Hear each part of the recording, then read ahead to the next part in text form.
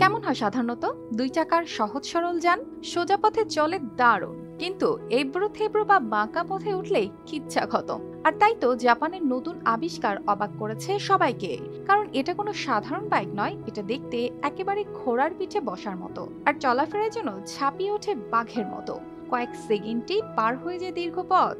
শুধু মসৃণ রাস্তা নয়, পাহাড়ি দুর্গম পথেও চড়ে যেতে পারবেন খুব সহজেই।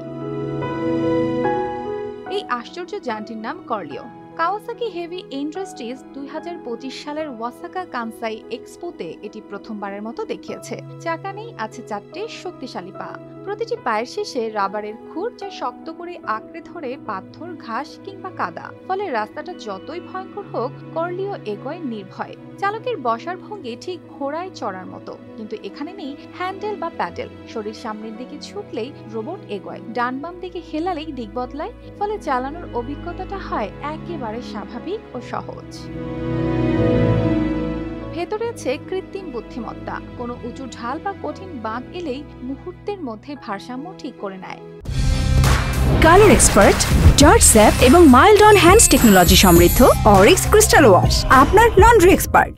চালক টের পাওয়ার আগেই রোবট ব্যবস্থা নেয় নিজের মতো করে। সামনে একটি ছোট্ট ডিসপ্লে থাকে, সেখানে দেখা যায় কতটা হাইড্রোজেন বাকি, শরীর কোন দিকে ঝুঁকছে, এমনকি নেভিগেশনের টিপসও।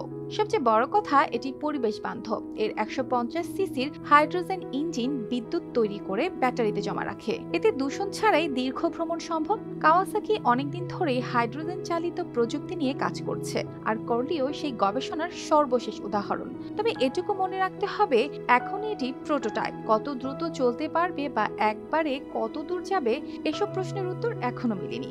কোম্পানির ধারণা, বাজারে আসতে সময় লাগতে পারে ২০ থেকে ২৫ বছর পর্যন্ত।